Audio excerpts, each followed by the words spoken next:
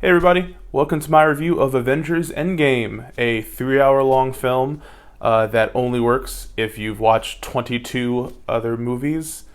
As you can see, I'm in a hotel room. I'm traveling for work at the moment. Otherwise, I'd be in the space you're used to seeing me in. However, reviewing movies must go on, so we're going to talk about Endgame today. I saw Endgame on Tuesday. You're watching this Friday morning when the film opens officially. Or whenever the hell you are watching it. Its time is fluid. Sorry, I haven't been on an airplane in a long time, and like my ears still haven't unpopped because I'm like an idiot. And I guess I didn't chew enough gum or like swallow enough. I guess I don't know. Pause. So we're gonna talk about Endgame. We're gonna talk about Avengers. We're gonna talk about the Marvel Universe. We're gonna talk about the MCU. We're gonna talk about Disney. We're gonna talk about franchise filmmaking. We're gonna talk about spoilers. That's right. We're just gonna spoil shit because fuck it. Like, if you're choosing to watch this, you probably already watched it. If you don't want spoilers, you don't have to watch this video yet. You can watch it later. If you don't care, I'm gonna spoil stuff. I'm not gonna get into every single thing, but like whatever, right? What's the point of not doing it? I haven't done it yet, but in the description below, I'll have an actual link to my printed review that I'm writing for Spectrum Culture that I haven't written yet. I'm gonna write that after this video, and when I write that review, I'm gonna have to like be spoiler free and make it readable for people who don't want to get ruined.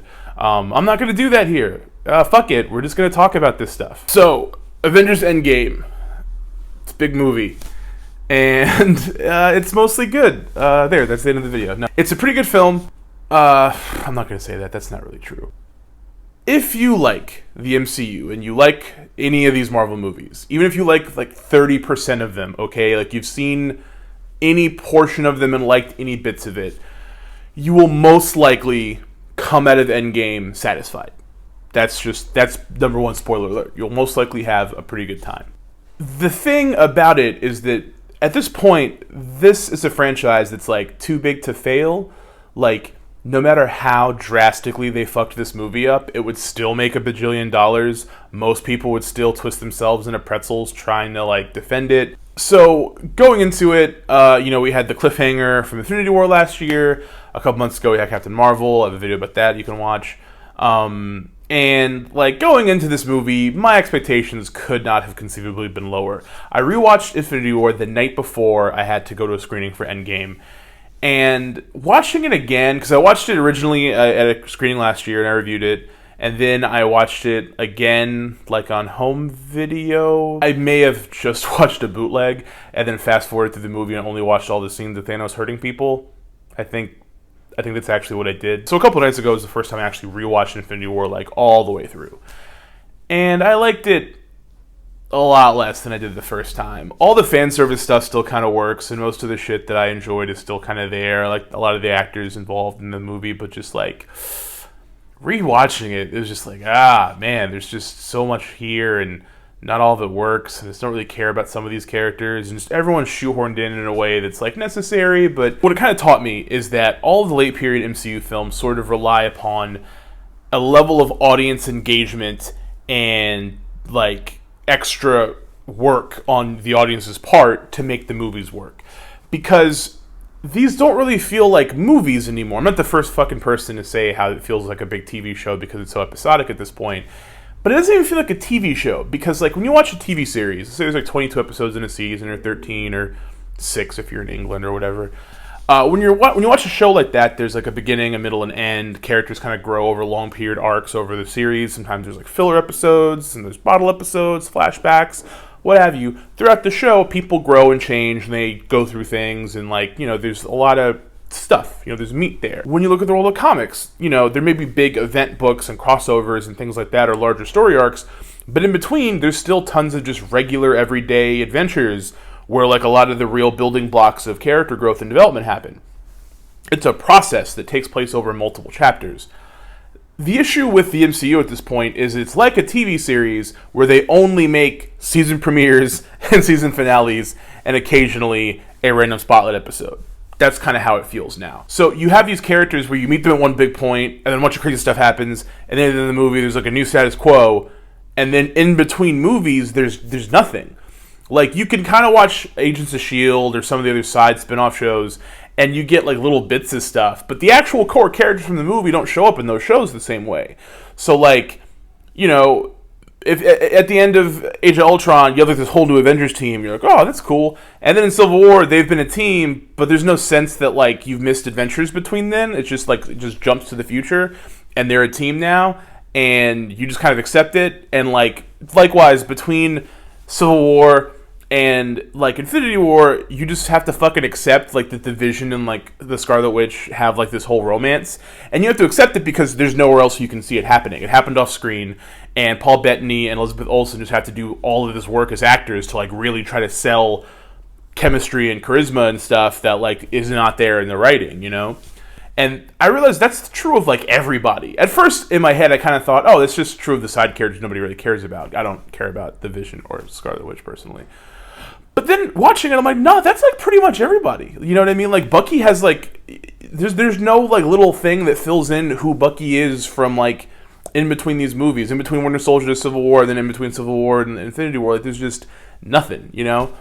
And there's so many big emotional moments in Infinity War that are like not earned. Like you do not earn them. Like you do not get the sense that you as a viewer earn these things happening in story. They just kind of happen. The entire third arc with people getting dusted and stuff. I know everybody loves the scene, little Peter Parker being like, I don't want to go, Mr. Stark. With the exception of the reaction to Peter's death and like T'Challa's death, every other death in that sequence is just like bullshit. Like Bucky dies, Cap is ready to go to fucking war with his best friend over this dude, and he dies in front of him, and he's just like, huh? What's happening?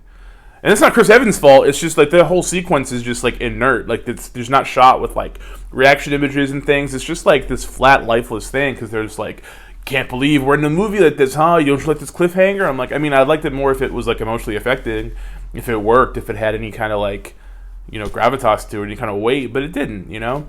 So going into Endgame, I had all these negative feelings to the point that I was like, literally, there's no way I won't end up enjoying this movie because my expectations are so low. I'm so over the MCU. I'm so just like bored in general. There's no way I'm going to get my way through 3 hours of this shit and like not enjoy it because like there's just no way it's going to be like worse than that. Which is not to say that I think Infinity War is a bad movie or I hated it. I'm just saying like in hindsight, those moments, like the big poppy moments we all pop for, like, you know, they don't last. They're fleeting. So going into Endgame, I'm like, we got a 3-hour movie. We generally know a good chunk of kind of what type of stuff's going to happen, what kind of big moments to expect. You know, let's get it on with it. And basically, I can divide Endgame into 3 separate experiences. There's the first hour of Endgame, which I was like pleasantly kind of surprised by. There's the middle hour of Endgame where I was like, oh, no, here's all the bullshit, cool. And then the final hour of Endgame where I was like, you know what? As cynical as I am, as many different issues as I have with this franchise that aren't going away, I'm not going to pretend this didn't work for me. I'm just not going to lie to myself and pretend like I didn't really, really, really enjoy it. So I'm just going to kind of break those down one by one. So the first hour Endgame, you know, picks up practically exactly where Infinity War leaves off with like, you know, this really fucked up vignette of like, you know, Hawkeye's whole family disappearing and stuff, and then Tony and Nebula are stuck out in space, and you know, like all this stuff you see from the trailer, pretty much. We don't see the Hawkeye thing, but you get it. The first like portion of the first hour is like moves by surprisingly quickly. It's like everyone just gets in a position, and then Captain Marvel saves Tony, and like she shows up, and they get everybody together, and they're like, all right, we know where Thanos is. We're gonna go fucking kill that guy. We're just gonna like murk this dude. It is go time on this weird purple Bruce Willis looking motherfucker. And they go.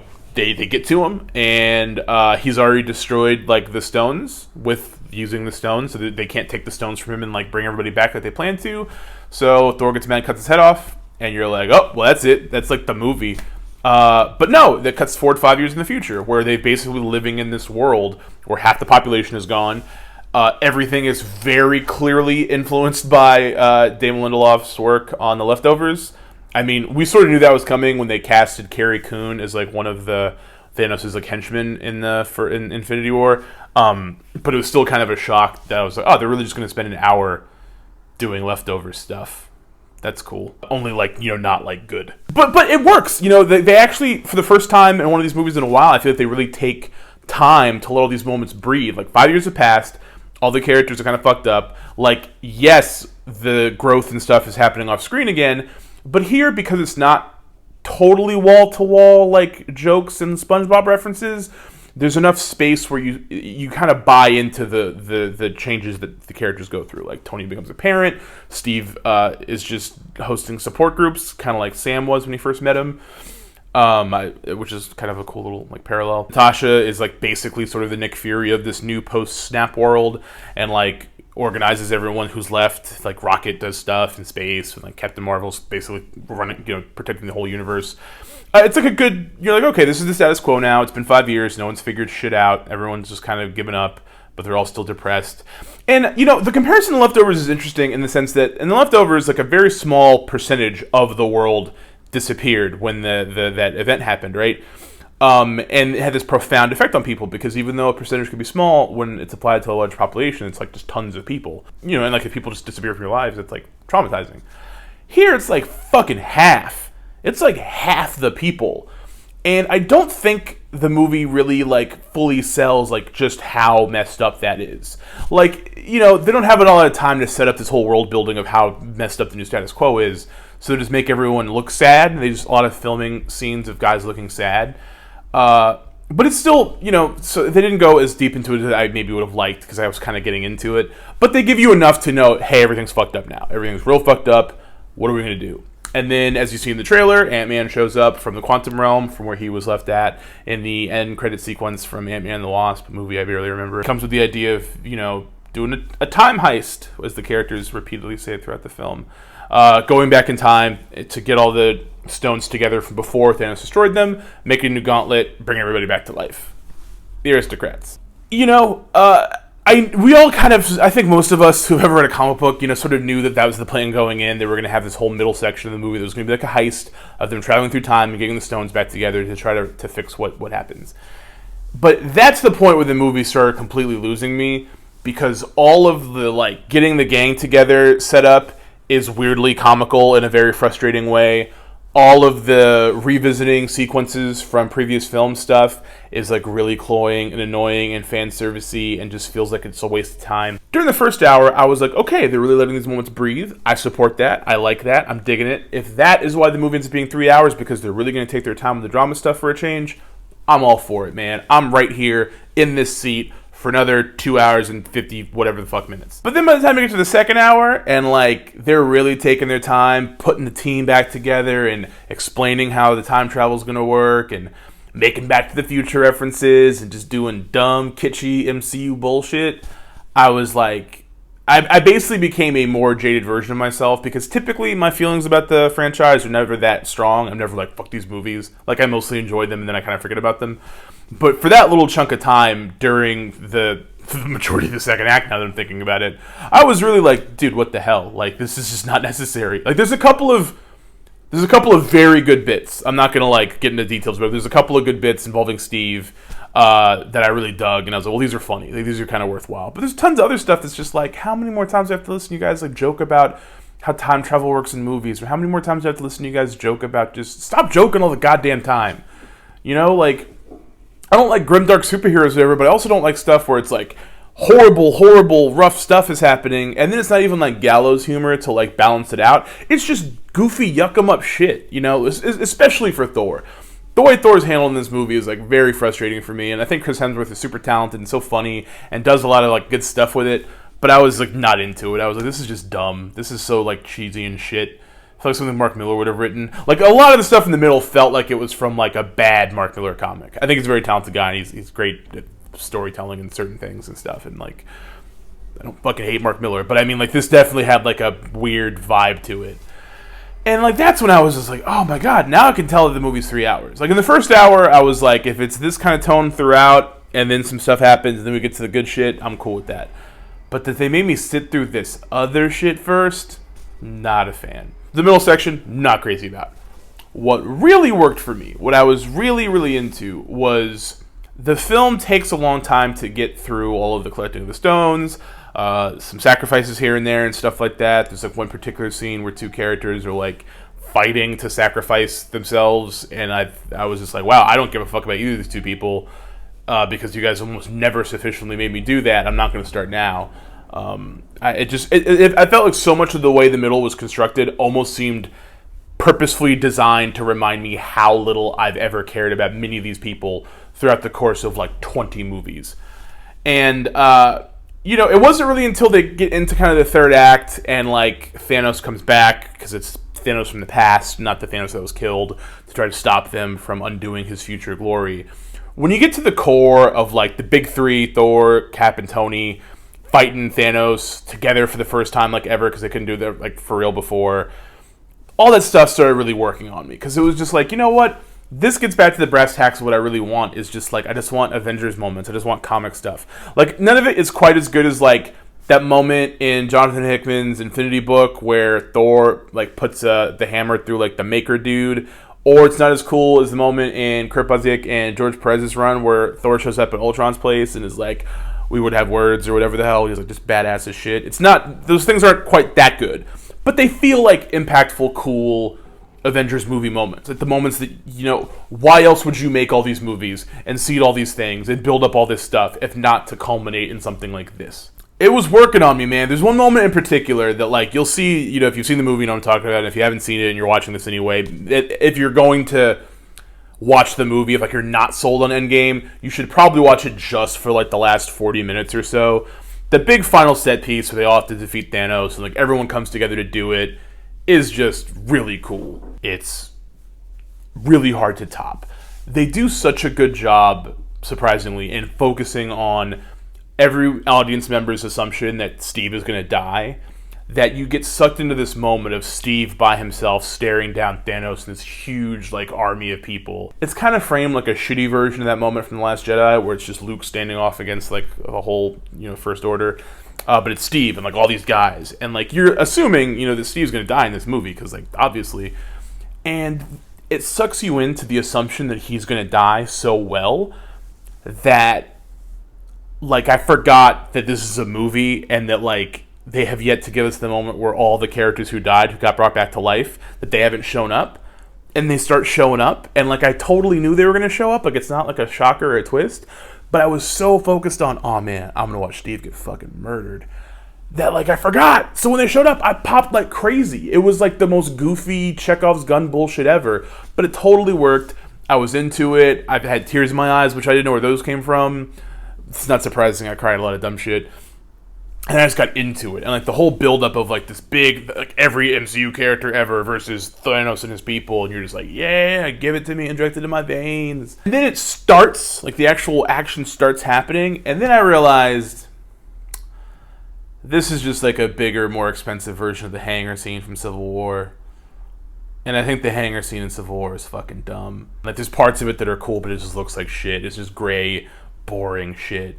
And like as much as like people shit on Joss Whedon, I feel like the way he kind of made the big splash page hero moments in his Avengers movies is definitely preferable to the way that the Russos do it in theirs.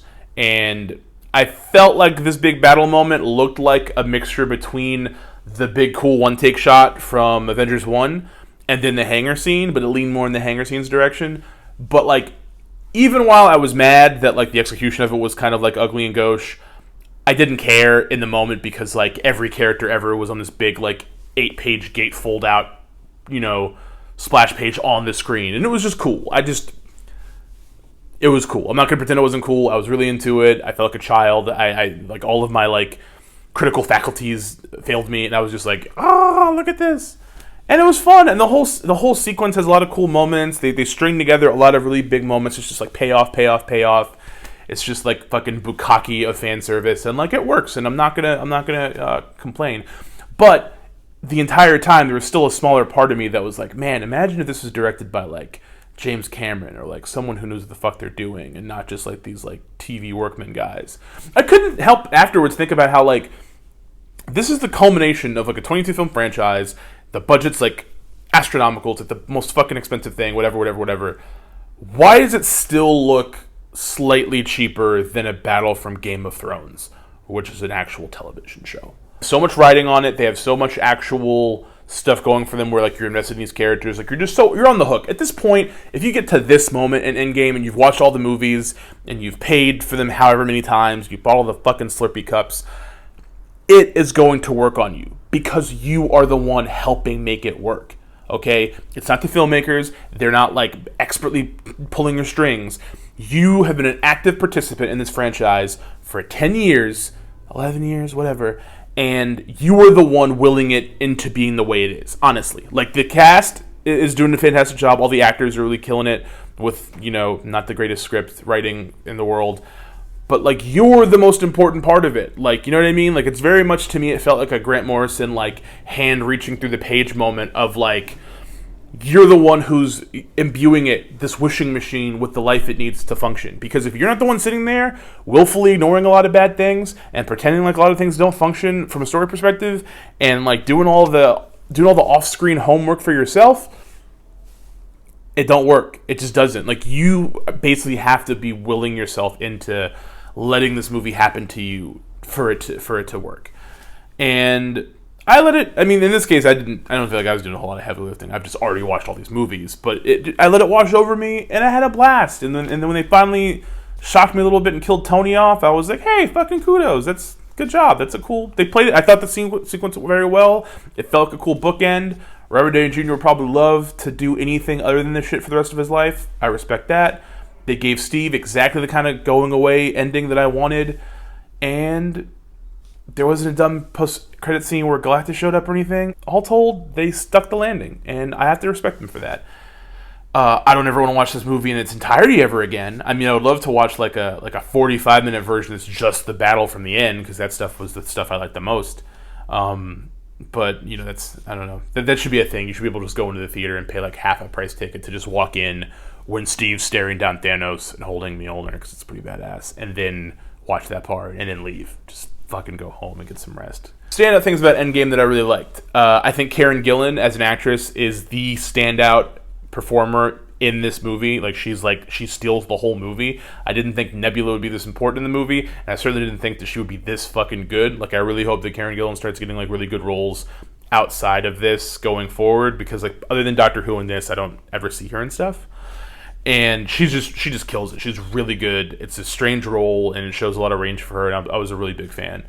Mark Ruffalo between Infinity War and this just fucking sucks. A lot of it's just the writing and the things they choose to do with the Hulk is stupid and shitty and never pays off.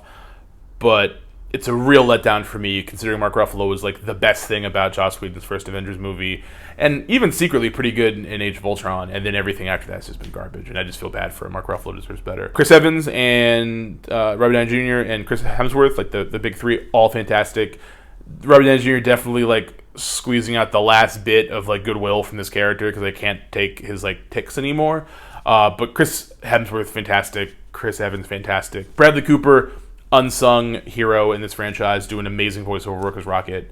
It kind of reminds you that like when you take away Robert Downey Jr.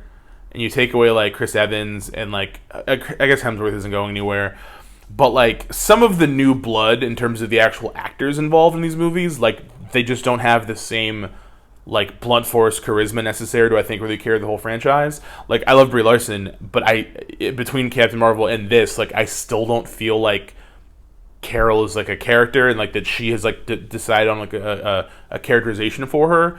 I think that like Benedict Cumberbatch's Doctor Strange is just kind of like a weird version of like House, like Doctor House, and I feel like Chadwick Boseman's like the least interesting thing in all of Black Panther. So the fact that like those three are sort of like the new big three going forward, it's I don't know about that. I mean, obviously there's also, we're going to see more stuff for Anthony Mackie because he takes the shield at the end of the movie, and I'm all for that because he was fun. Oh, you know who's really unsung in this movie? Don Cheadle. Don Cheadle's just really funny, and I love Don Cheadle, and if he watches this, I just want to give that man a hug, and I think he does a lot of fun stuff in the movie. He's really amusing. Paul Rudd, pretty great too. Paul Rudd sticks out as being like, he really does a good job of, he's one of the few performers in the entire cast who does a fantastic job of switching between comedy and drama like effortlessly. Everyone else kind of has like shift gears like it's a stick, but he just like is really smooth. And you know, like the music is omnipresent, I'll say. It's there all the whole goddamn time. It's not particularly great, but I mean, what are you gonna do? None of the Marvel movies really have fantastic scores. Visually, at times it's interesting, but other times it just looks like shit. I don't know. I really hope that whatever the next phase is, wherever they go next, that they just bring in some people, let them make some actual creative decisions, let it look like someone tried making a movie for a change. I think now that this thing is done, just take more chances, just take more risks. Like, you still could have had this big, amazing climactic moment. You still could have gotten this far if along the way you allowed people to make more creative decisions and take more risks. Like, there's no reason to watch something that's like so homogenized. It's not necessary. But yeah, Endgame, 3 hours long. It should probably be like 2:20 to 2:30 at the most, but I mean, it is what it is. We knew they weren't gonna like have any restraint here, and who can stop them? Apparently, they're gonna be AMC theaters staying open for 72 hours this weekend, so fuck it, why not? You know, screw labor. But yeah, that's Avengers Endgame. If you guys want to argue with me in the comments about it, please feel free to. If you guys want to correct me about anything, because like I didn't watch it a second time like I would have tried to, and I might have forgotten some stuff or whatever, that's cool too. If you have other MCU movies you want to talk about with me in the comments or on Twitter or something, you can do that. At this point, I know that for most people this is like the biggest movie of the year, like nothing's going to top it other than the next Star Wars, but for me there's only one movie this year that matters, and that's John Wick 3, so like everything else is fine. But yeah, Endgame, see it. I guess. I mean, you're fucking gonna, right? If you're not gonna, nothing I say is gonna change your mind, nor do I really want to change your mind. That's like your own prerogative, man. So thanks for watching this bonus video this week. We'll be back to our normal upload schedule this upcoming week, something on Tuesday. I don't know what to talk about yet. And yeah, if you haven't subscribed yet, please do. If you hit the little notification bell icon so that you can get updates when new videos come out, that's also cool. And, you know, yeah. I hope you guys have a good weekend. Hope you don't end up seeing this 3 or 4 times, because that's almost a full day. Good night.